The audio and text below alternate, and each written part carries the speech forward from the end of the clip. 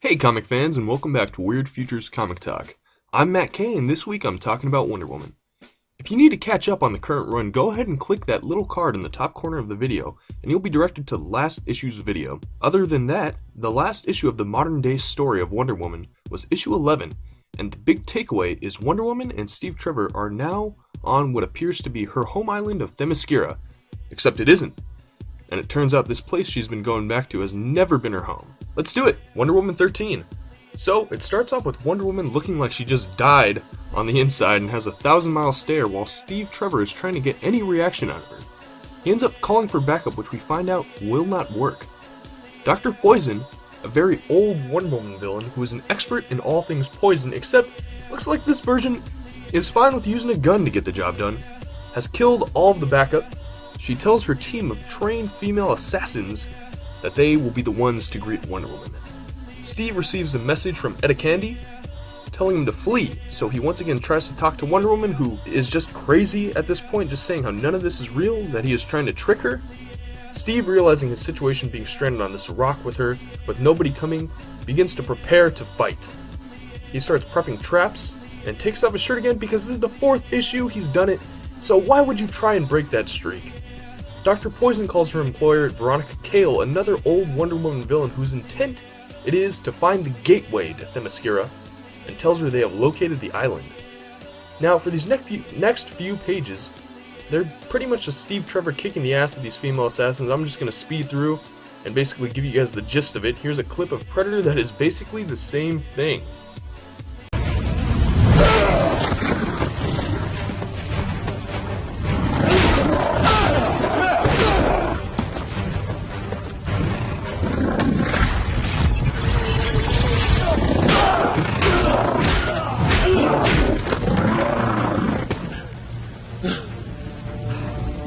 Poison finds Wonder Woman and takes her hostage, telling Steve Trevor, hey, put your gun down unless you want to find out if she's really bulletproof, which he should know that she is.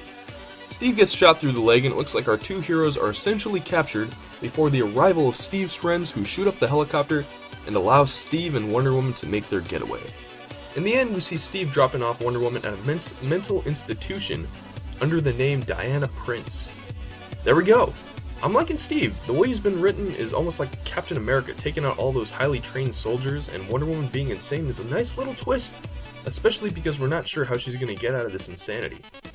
One of my big problems was the art.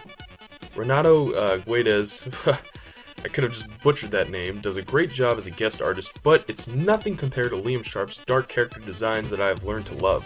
And 2, the story arc is starting to look to be another retcon for Wonder Woman's origin. Greg Rucka is completely disregarding her New 52 version that featured more of the Olympian gods in favor of a more traditional Wonder Woman. Only problem is her origin has been changed so many times that no one really knows what it is. Look at Batman or Superman. A lot of details have changed with their origin stories, but the gist is still the same. You know, baby from dying Krypton gets sent to Earth with Ma and Pa Kent, or a boy watching his parents get shot in Crime Alley swears vengeance and becomes Batman. Now, I'm not saying Wonder Woman is as popular as these two, but she is part of DC's Trinity, and maybe after the movie and a proper origin story, we can see her truly rise to her potential. Anyways, enough of my ramblings. If you're interested in Wonder Woman 14, the conclusion of Year 1 comes out January 11th. And like always, like, subscribe, comment, take off your shirt, because I will be seeing you guys next week.